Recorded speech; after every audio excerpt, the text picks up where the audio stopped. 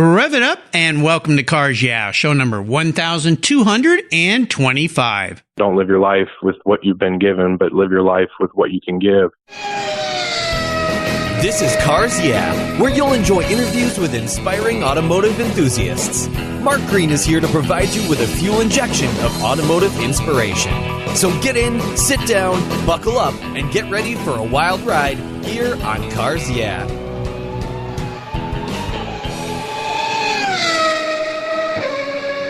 Hello, automotive enthusiasts. I'm revved up and so excited to introduce today's very special guest calling in from Nashville, Tennessee, Sean Kiernan. Hey, Sean, are you buckled up and ready for a fun ride? Absolutely. Always buckled up. That's right. Sean Kiernan has over 20 years of experience in the automotive industry as both a professional and an enthusiast. Before moving into paint and specializing in sales, management, and consulting, Sean cut his teeth in collision repair as an advisor, a restorer, and service expert in Nashville. Among the cars in Sean's collection is the most iconic movie car in history, the 1968 Mustang Fastback, the number 559 Bullitt Mustang driven by none other than Steve McQueen in the iconic 1968 film Bullitt. The story behind how Sean ended up with this car is absolutely fascinating. I am so excited to bring that to you listeners today. And when it comes to cars, Sean is respected by many and considered an expert in his field. I had the pleasure of meeting Sean at the LeMay America's Car Museum a few months ago, where he shared his car, brought it to the museum, and getting to see this car up close and personal and listening to Sean's story, I knew I had to bring it to you, the Cars Yeah listeners. So Sean, I've told our listeners just a little bit about you. Would you take a brief moment and share a little bit more about your career and your passion for automobiles? Yeah, definitely. My whole life, I can't think of it without cars. You know, I've lived on a farm my whole life. Obviously, like everybody else that got into cars, started off with bikes and slowly moved into tractors, and still having fun with tractors to this day. But my dad got me into my passion for cars. Was always into cars. He dabbled in Formula Fords in the 70s, and always had this extreme passion for cars. Between Alfa Romeos and MGs and obviously Mustangs and Porsches. I think when he hung his hat on the car thing, he kind of shifted to horses, and I picked up the car torch. And I kept on, just following this whole love for automobiles that we all have. But I think it always, everybody has their own story and it goes a little bit different. But I always knew that one day I would be able to tell my story to thousands, hundreds of thousands of people. So yeah, I always kept that in the back of my mind. So when it came to get a job, when we moved to Nashville, yeah, it was detailing. Local car lot, and actually it was a Dodge dealership, believe it or not. And then I was there for about a year and then shifted over to auto body, and been mainly doing that since I guess about 17 years old, and shifted to the dark side, started selling paint about 10 years ago, 12 years ago. And then went up the line there and worked for an amazing company. It's LKQ. They're one of the they are the largest automotive aftermarket and recycled parts suppliers on the planet, with over 50,000 employees. So to be just a drop in the bucket for them, being able to do what I love every day, they make it possible. And yeah, it's been fun. It's been fun this whole past year. My life's kind of taken a different turn as far as unveiling Bullitt, and yeah, it's been an absolute blast. I mean, being able to do podcasts like this and being able to tell my story, I mean, it's at the end of the day, it's what I live for. Well, it is really cool. Your story is really cool, and what I can't wait to share is more of the story about this car, because of course it's such an iconic car with a movie like that, and just the backstory is absolutely fascinating. How everyone pretty much thought this car was long gone and lost, and set with your family and 50 years, and you guys had to kind of keep this secret. And now that you brought it out, the fact that you're sharing it with the world is absolutely spectacular. I mean, everybody who walks up to the car who's ever seen the movie gets goosebumps. I know Renee Christ, who is the person in charge of the cars over at LeMay, she was like vibrating, I think, when you came over and dropped that car off, because that movie was so special for her. She's a past guest here on Cars Yeah as well. Well, we're going to learn a lot more about that car and about you, but first, I want to ask you for a success quote or a mantra, some kind of saying that's been instrumental in your life. It's a nice way to get that Bullitt smoking here on Cars Yeah. So Sean, take the wheel. Yeah, it's through Winston Churchill, who was a pivotal point in my father's life, saying, don't live your life with what you've been given, but live your life with what you can give.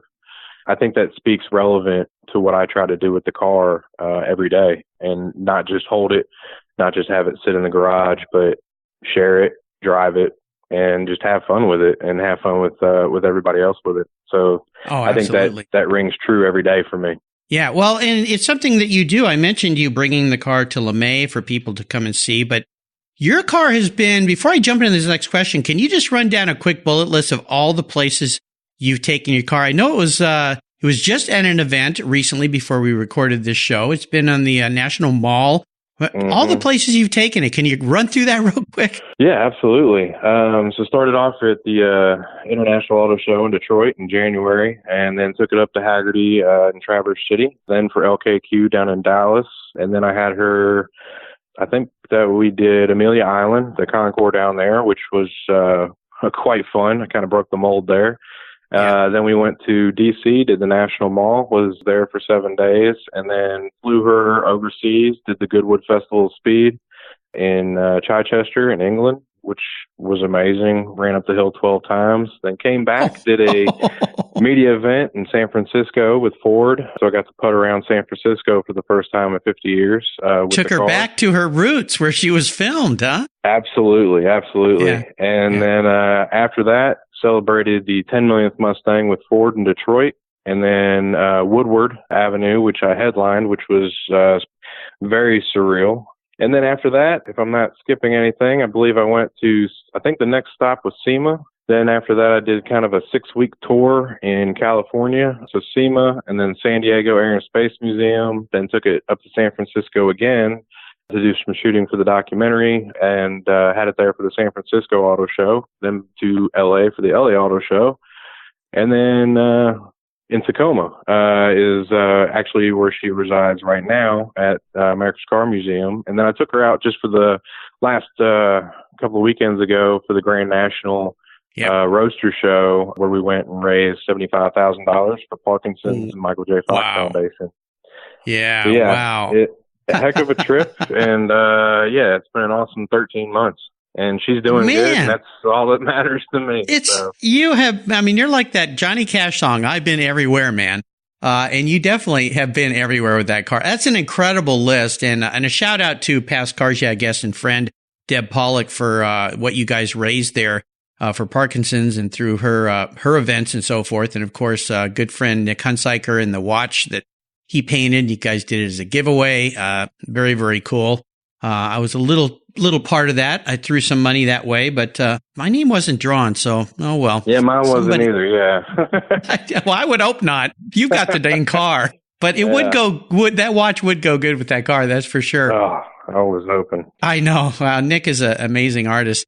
Well, let's go back in time and talk a little bit about your personal passion for cars. You touched on this at the beginning. Your dad was a car guy. I love the fact that he was racing Formula Fords and he was into cars, but is there a pivotal moment when you were a young man when you said, you know what, I am a car guy just like Dad? Absolutely. I always had this passion, and, like every other kid on the planet, had, those 4 cars on the walls between the Ferraris and the Vipers even, and the Lamborghinis. But my dad, I believe it was 1986, 1987, I was 5 or 6 years old, bought a 75 Porsche 911 S. And it probably smoked more than it actually ran, and but looked amazing. And for me, just the look and the feel and even the smell of the car was probably what hooked me the hardest. I was playing soccer one day, and in soccer practice, I can visually see it. My dad coming down the hill in the Porsche, and then dropped it in the second to pull in, and it backfired so loud that I'm pretty sure it just scared everybody. And even at that moment, like where it would embarrass anybody else, I was grinning from ear to ear. And just because the car is just absolutely amazing. But it only went probably about 100 miles, and then we parked it actually for the rest of its life. And to this day, it's sitting in the garage. Oh my gosh. It's begging for restoration. Yeah, it's begging for restoration, and it'll get it. It spent most of its life next to Bullitt. Actually, a lot of its life next to Bullitt. It's it's funny, that car means as much to me as Bullitt does, because that car and Bullitt have been, the two cars in the garage my whole life. And it's just that feeling and being a kid and sitting in that car and playing, acting like you're driving. Countless hours I spent in both of those cars. It's so much fun. So yeah, that was definitely the moment that it bit me hard, for sure. Well, I'll bet. Now, 75, that year was when they went to the magnesium case, and they had some issues with those cars, 75 through 77. I had a 74, and you mentioned the word backfire. I learned about the necessity of a pop-off valve in the airbox on those old Porsches, because I blew my airbox to smithereens once, downshifting a little too hard and then accelerating, and I just heard this kaboom open the back, and that whole box was like pieces of plastic everywhere. I'm like, what the heck? Yeah, exactly. Should have put a pop-off valve. So when you restore that car, make sure you put a pop-off valve in that airbox, okay? So that doesn't happen. Absolutely, but, absolutely. I look forward to seeing you in that thing. Well, let's take a look at some of the roads you've driven down and talk about a big challenge or a big failure that you faced along the way. These are wonderful learning lessons. They're not much fun when we're going through them, but I like to have people share these stories because it helps other people listening who might be going through the same thing to see there is a light at the end of the tunnel. So can you walk us through one of those for us? Definitely. I had put together plenty of cars, restored plenty of cars, and had the struggles of building something from the ground up, which we've all been, deep into the hole of wondering if you're going to get out and come out with a beautiful car at the end. Yeah, and any money, too. And any money, yeah, or being worth any money, and which probably won't. And the biggest project car I had and probably will ever have was Bullitt. And the biggest thing was, my father passed away in 2014, and we had taken the car apart together. I mean, everything but the doors, the dash, and the glass. When he passed away, I wouldn't even go in the garage. It was, that was kind of our spot, and that's where we hung out the most. And, so I closed the doors and just kind of avoided it. In 2015, it was towards the latter part of the year. It was actually right before I was about to leave to go get married. I can remember sitting on the steps in the garage with my wife, staring at the car, just not even knowing what to do with the car, because not only was I going to have to put it together without my father, but I was going to have to put it together and basically show it to the world and know that everyone is going to see it. And at that point, I didn't know how to do it. I never wanted to restore it because I never wanted to erase the history of the car, but I wanted to be able to honor my father in the best way. And it honestly just scared the death out of me. I didn't, I couldn't pick up the phone and call anybody and go, hey, I got this car. And I couldn't have any help with it. It was something that I emotionally needed to get through on my own. Through inspirations, through a lot of people right after my wedding, I got the courage to not only put it together, but put it together right. And it came together probably easier than any other project car I've ever done ever. And that's because, when you get your mind right and you're sitting there staring at the car, and it basically, it's kind of willing you along to finish it. And you know that when it's done, you're going to have something amazing that people are going to not only respect, but look at and going to know the blood, sweat, and tears that went into it. Yeah. It's such a heart-wrenching story, and it's such a lovely story. And when you shared it at the LeMay Museum and I was standing there, I was getting goosebumps because I lost my dad not too long ago. And, when you lose a parent who's so important in your life, there's so many things you think back on that you did, things you wish you had done, all these emotions. But when you tie him into an object like that was such a big part of your family's life, because that car has been in your family for 50 years, is that right? 45 years. So 45. Dad bought it. Okay. Yeah, it's funny because I caught myself at the last show at the Grand National, because I used to, all last year it was 44, and now it's 45.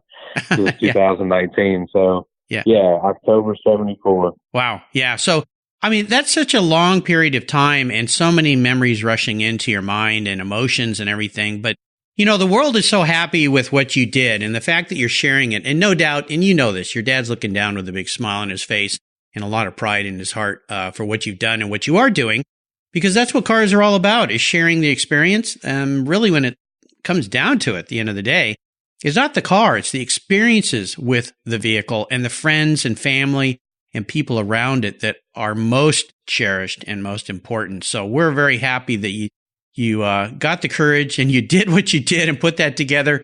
Certainly a challenge. And you did a fantastic job too. I mean, the car, the patina, everything is there. You look at it and you can smell the movie, the smoking tires, Steve McQueen with a cigarette in his mouth and, driving through the streets of San Francisco like a madman. Very cool. Well, let's talk about your first really special car, a car that you finally got when you were young, perhaps, or older, that really has some meaning for you, and maybe share a memory you have about that ride. Again, it probably has to be the Porsche, but Bullitt for me, having that vehicle was probably what continued the passion and everything. Honestly, I thought about this a lot since learning about the question and everything, and I surround my life with Mustangs, and because I kind of have to, and and I love it. But honestly, the first car that I ever bought, brand new, was in 2014, and it was a Mustang. It was a California Special. So not too long ago, it was 5 years ago. It was one of the amazing moments in my life because I went to the dealership. I remember I had to sign an affidavit because I didn't want them to touch it because I wanted to unwrap it myself. Yeah. And my dad came to the house and I unwrapped the car, and it was just amazing. And I instantly put exhaust on it, had 6 miles on it, and changed the shifter and did all the things. That's what we do. Yeah, exactly. Put a coilover suspension on it and all that fun stuff. And I did an autocross here in Nashville about 2 months later at a show, and my dad came down, spent the day with me in that car, and I raced it around, had fun. And that moment with my father and that day, and one of the first times at autocrossing with that car, my father passed away the next day. And oh my gosh. So, and I'll tell you, there was a moment in that day that was probably defines our life. And that was, I had cameras all, like GoPros all over my car because I've been running on the autocross. And he was like, hey, I need to go. Will you give me a ride to the parking lot? And I said, of course. So he jumps in the car, and I've got these cameras all over it. And he had an '08 Mustang GT. And we had the Beach Boys blaring in the car, just having fun, and could not find his car. And it was at Titan, the Tennessee Titan Stadium, and their parking lot is very confusing. So he couldn't remember where he parked. So here we are in this car, just going up and down the rows and laughing and not knowing where he parked. Finally find it, and he gets out, gets in the car, and that was the last time I ever saw him. So moment for me with that car, every car I have is obviously, I have every one I've ever had, and I have every one almost my father's ever had. But that one for me, that moment, I'll remember that for the rest of my life. Well, no doubt. And I'm hoping, did you have any of the GoPros going during that moment so you had a recording of it? I didn't. The last one I had was the last run I made, and you can see my father when I pull up to pick him up, and he gets in the car, and I cut them all off. But goodness. It was still a cool. I go back and I watch that every now and again, and just a reminder, because you can hear the radio blaring in the car for a minute, and it's a lot of fun. Burned into your skull, no doubt. Wow. Well, a lot of people don't get cherished last moments with parents like that. Usually they're not as much fun, not even close, with parents who are ill or passing or something like that. But wow, you have that memory that you'll have forever. Very cool. Absolutely. Well, knowing you, I think I know the answer to this next question. Do you have any seller's remorse about any vehicle you've ever had? No. And I didn't think so. And I'll tell you why. One of the biggest reasons is touring the world with a 68 Fastback. 90% of the people that I meet that have had a Fastback regret selling it. And they're like, man, I wish I still had that car. If I had a nickel for every time I heard somebody say, I wish I still had that car, we would all be good.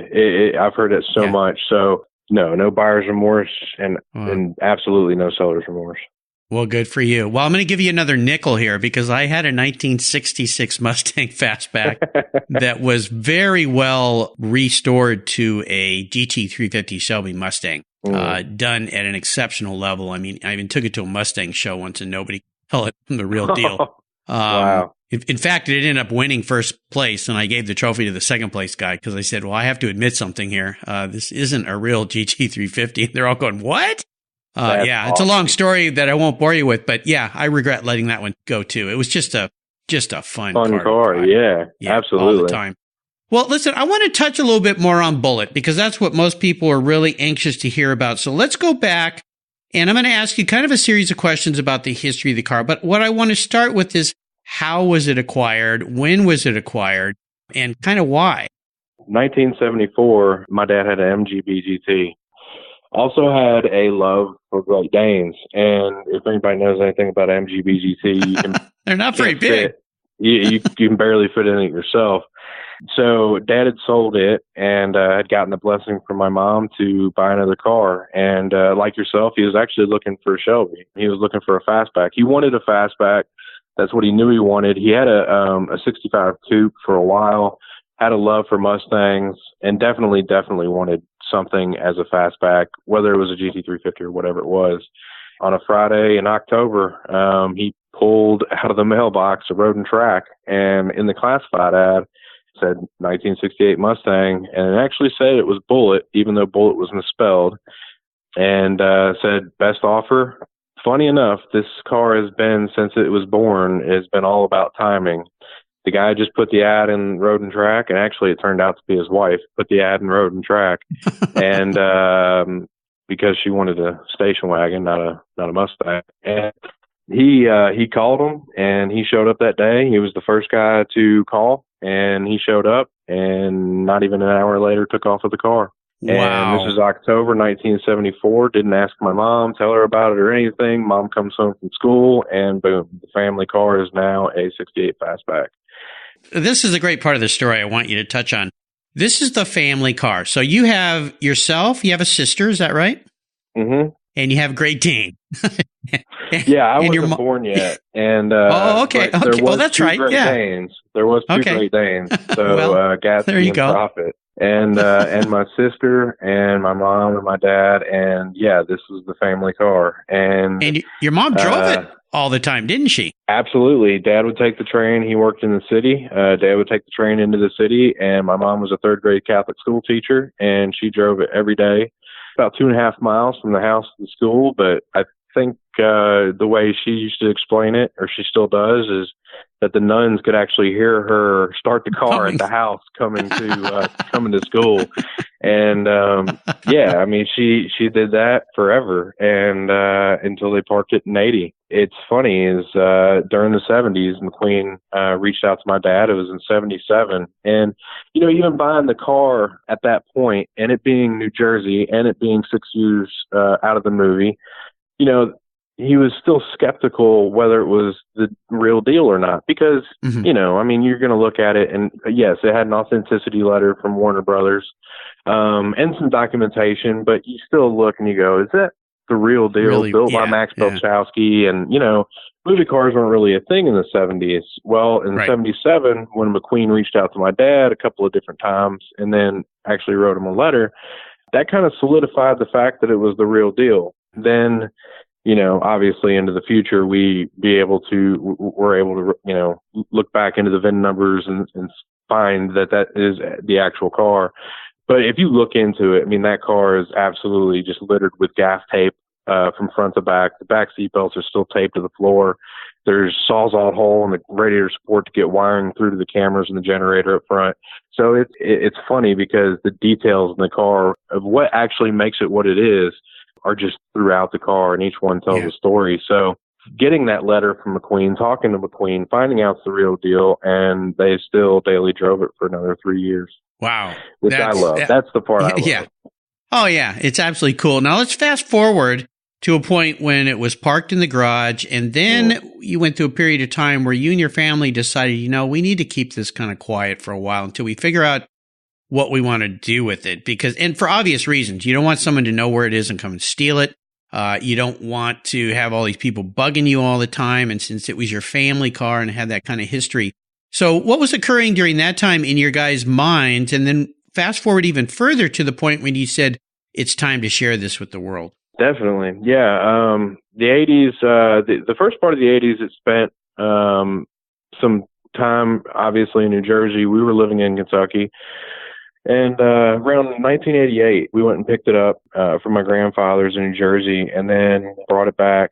And at that point, sat next to the Porsche until the day I rolled it out a year and a half ago. And while it was there, in the 80s weren't really a big deal, but in the 90s, the internet was born. And it's funny because there was a small article in the early 90s that Brad Bowling did with Mustangs Limited, and it was saying that he had found the original car, and Dad kind of debunked that, reached out to the editor and said, hey, I've got a couple of documented things, I don't want my name known or anything like that. He goes, I just want to kind of share this I've never had an outlet to be able to do it, and here's this outlet. So he shared a little bit of the story and a couple of the letters, and his name was never known. And then fast forward a little bit, and the internet is taking off, and people start to reach out. And the moment that actually defined us going underground and being quiet with it, and us realizing at the same time that more and more people are starting to look for the car, was right around 98. And that's when the transportation part of Columbia Pictures reached out to my father, myself, and my mom, trying to get the car for Drew Barrymore in the first Charlie's Angels. That's what she wanted to drive. She wanted to drive the original Bullitt car. And at that point, it had been sitting for, 18 years, was on jack stands in the garage, wasn't ready to be shown to anybody, respectfully declined. Well, being those guys don't take no for an answer, they kept going and going and going, and we're calling the house, calling my mom's school, calling me, sending letters. And, eventually that stopped, and we started to, right around 2000, when we heard that Ford was going to come out with the first commemorative edition, we started to work on the car. Never to restore the car. Like I said, we never wanted to erase history. We just wanted to freshen it up. So freshen the motor, take all the panels off, clean everything up, put it back together, clean the interior, go do the brakes, do the fuel and all that. But like everything else, the car kind of takes the back burner, especially when it's not something you have to get done. My dad had a full-time job, also a horse farm. I started my job, auto body. My first daughter was born. My dad developed Parkinson's. Things were going on. Life was happening, and the car sat. It got sparked up again in 2008 when Ford came out with their next commemorative edition, and I was getting into drag racing very heavily, 2007, 2008, and took it to a machine shop and actually went through the motor and cleaned it up, swapped things out that needed to be swapped, cleaned basically the motor, the transmission, all that, put it on the shelf in the garage, and there again, it sat again. My second daughter was born in 2008, and Dad's Parkinson's got worse. He retired. Again, he wasn't so good with the horses because of the Parkinson's, so I was at the house, probably 50% of my time working on everything else, continuing to do that. Life was going on. And then in 2014, sadly, my father passed away. And again, I had to kind of pick up the reins for the horse farm, continue on that. I had to take care of my mother, which I knew how to do. That was fine. I knew how to take care of the horse farm.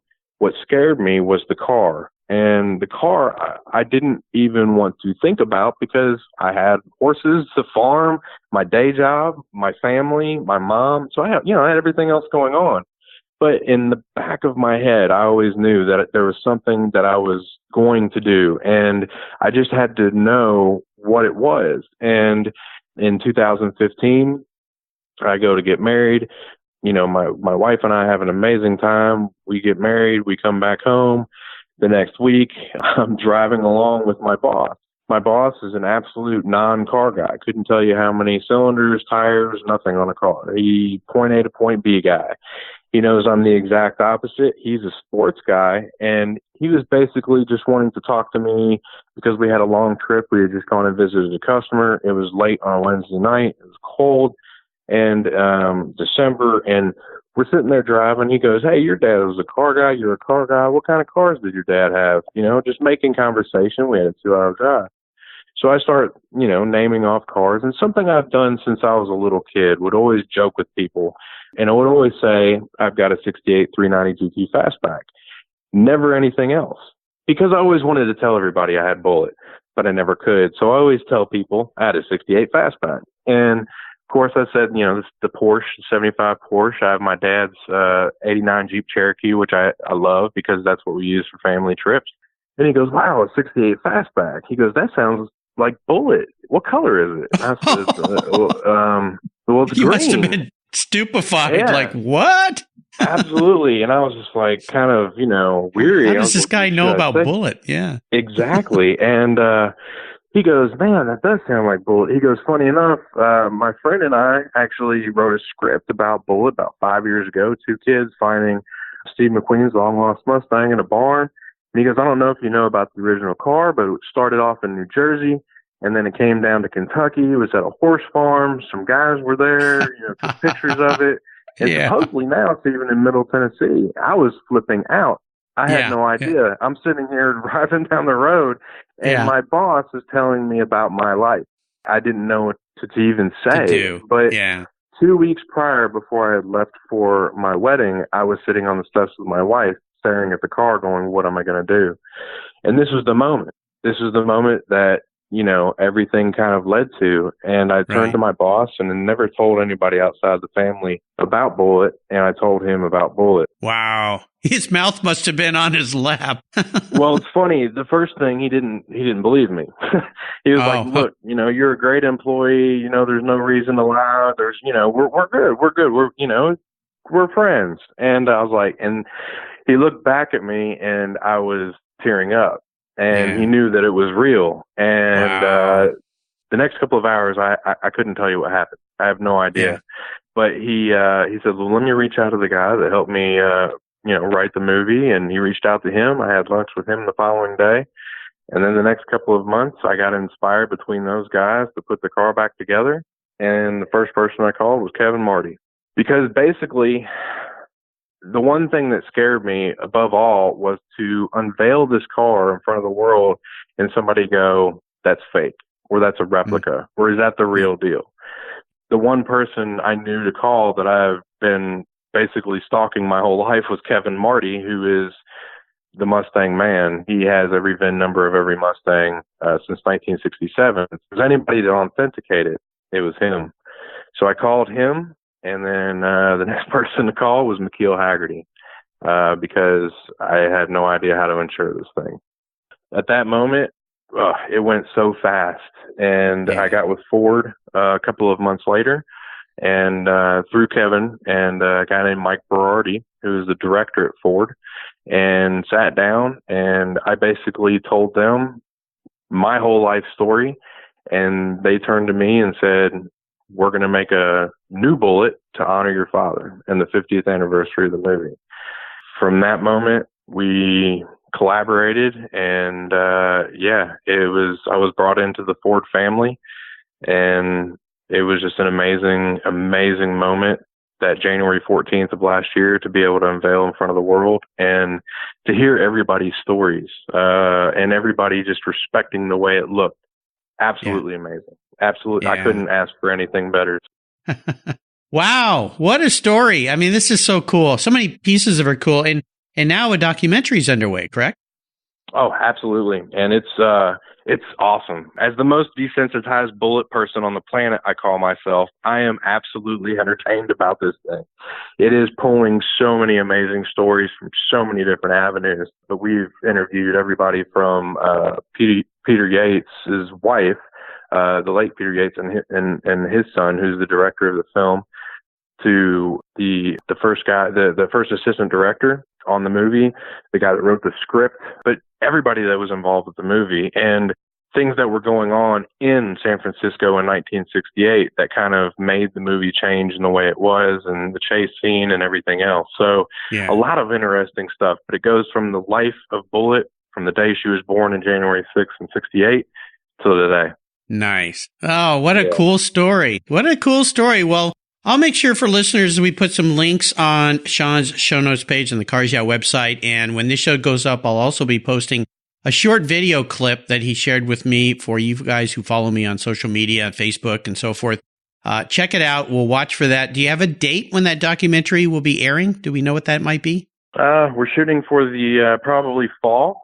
Okay. We're still, I mean, there's so many different things that are still getting thrown at us, and we're trying to make the best stock ever. Actually, when it comes down to it, it's going to be a movie, and it'll be a longer movie, and it'll be a Netflix. So, yeah, it's going to be a lot of fun. But I'll definitely let everybody know about it, and everybody can also follow me and the car on Instagram at The Real Bullitt. There you go. And remember, Bullitt is Bullitt for the correct spelling. So if you're ever going to sell a movie car, make sure you spell it right. Well, maybe you shouldn't, and then some cool person like Sean's dad could end up with the car. So that makes it pretty neat too. Oh, what a great story. Well, Sean, up next is the last lap. Before we put the pedal to the metal, let's say thank you to today's Cars Yeah sponsor. Everyone who knows me knows I'm really picky when it comes to my cars and keeping them looking new. I'm a huge fan of Covercraft floor mats. I've protected my vehicle with their products for decades. Want to keep your vehicle's interior looking new? It's easy with Covercraft floor mats. They will protect your vehicle's factory carpets from daily abuse, weather, pets, children, weekend adventures, and those everyday spills. It's a fast, easy, and stylish way to keep your vehicle looking new. Covercraft floor mats come in a wide variety of styles, materials, and configurations, all designed for maximum protection. In addition to Premier Plush and Berber custom floor mats, you'll also find cargo liners, canine cargo area liners, dash covers, and sunscreens. Enhance your vehicle's looks while protecting the factory finishes with easy-to-install and easy-to-clean floor mats. Covercraft is the right choice. Learn more today at covercraft.com and tell them Mark at Cars Yeah sent you. That's covercraft.com. Are you looking for a way to get your products or services into the ears of thousands of automotive enthusiasts around the globe? I can help. This is Mark Green here at Cars Yeah, and I'd be honored to be an influencer and ambassador for your brand in a unique and personal way. 5 days a week, thousands of subscribers and listeners enjoy the Cars Yeah podcast and website. Contact me today and I'll show you how at mark@carsyeah.com or connect with me through the Cars Yeah website at carsyeah.com. Hey, Mark Green here from the Cars Yeah podcast. Did you know you can now see me on the Cars Yeah TV show? That's right. Cars Yeah is now on MAV TV. I visit some of the past Cars Yeah guests and take you along for the ride. Go to mavtv.com to learn more where you can enjoy Cars Yeah TV.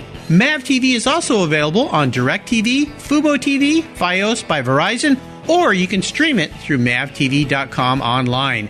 And they said I only had a face for podcasting.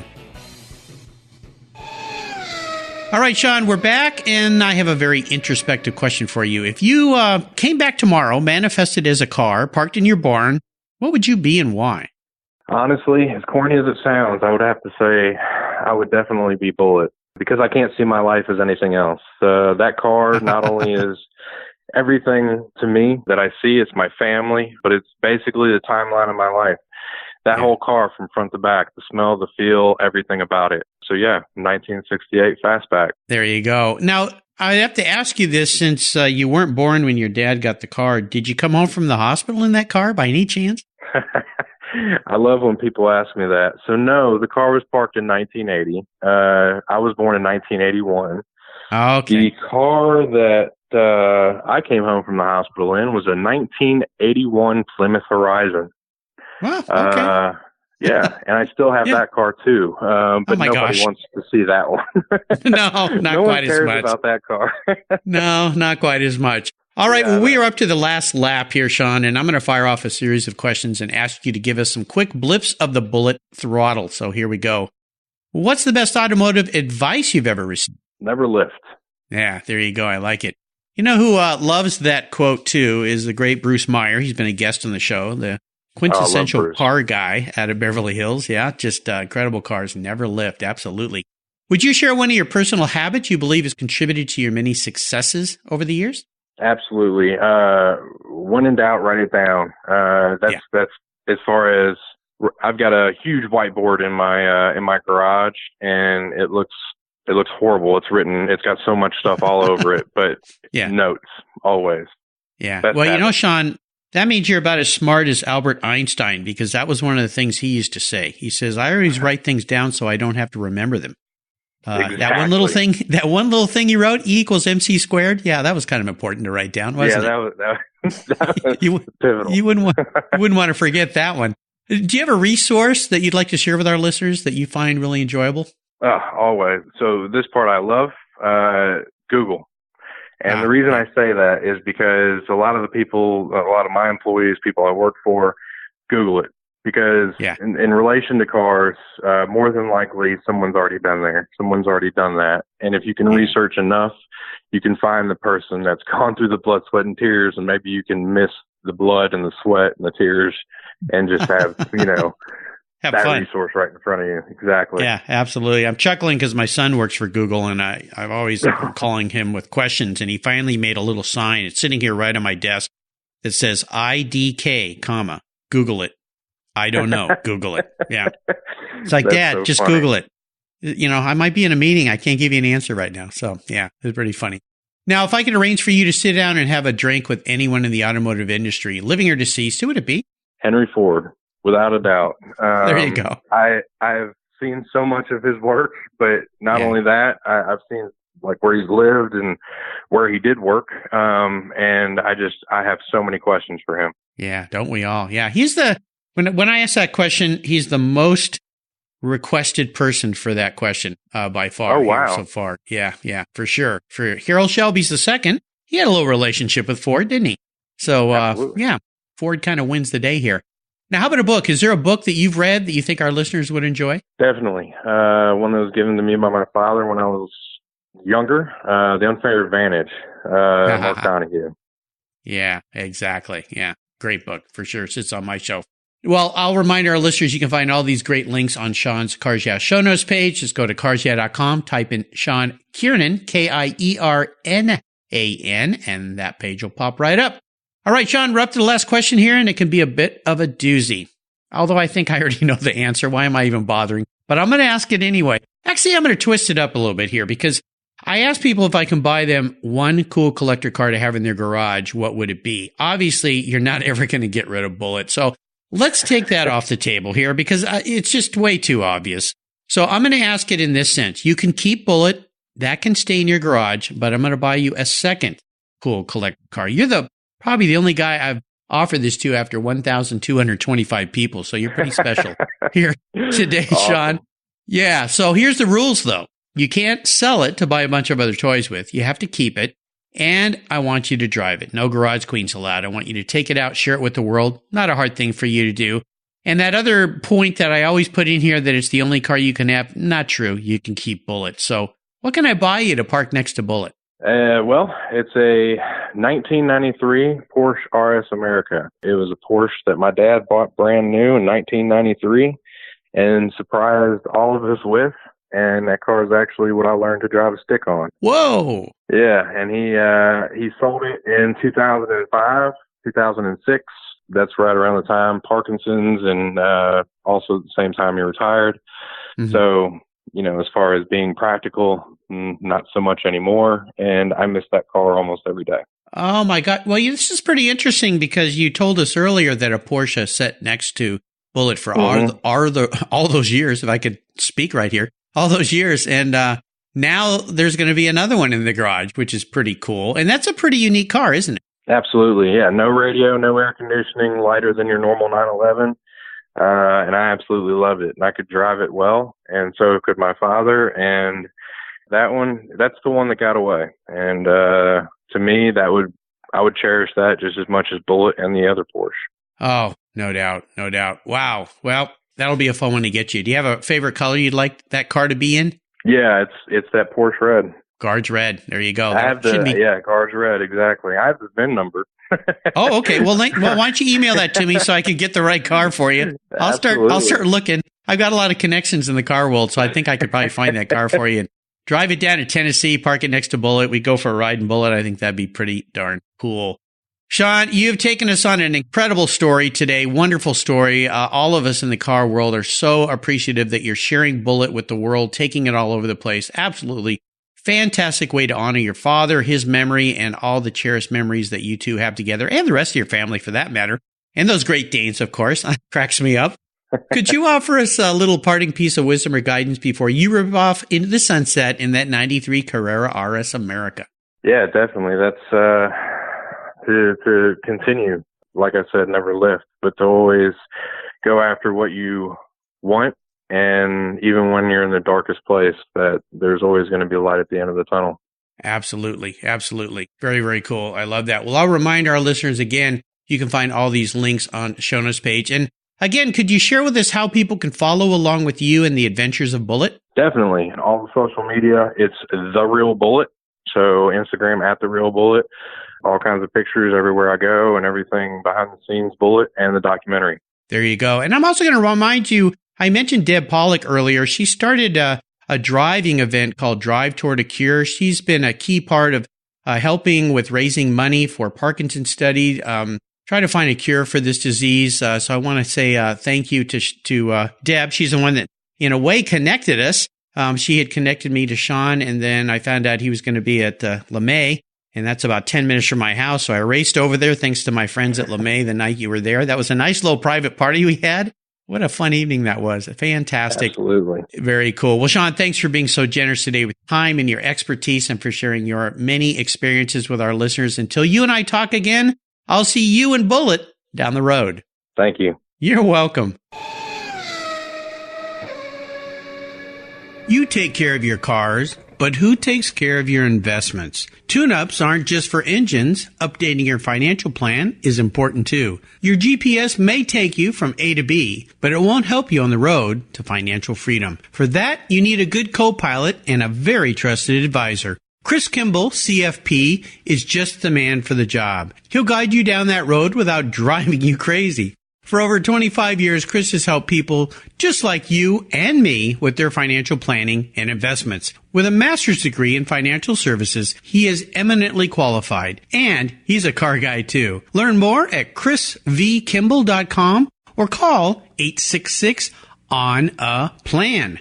Securities through Money Concepts Capital Corp. Member FINRA SIPC. CK Financial Services is not affiliated with Money Concepts Capital Corp. Thank you so much for joining us on today's ride here at Cars Yeah. Drive on over to carsyeah.com to find show notes and inspiring automotive fun. Download your free copy of Filler Up, a fun book filled with gorgeous photographs of fuel filler fun, including quotes from more inspiring automotive enthusiasts. Download your copy today, and we'll see you next time on Cars Yeah.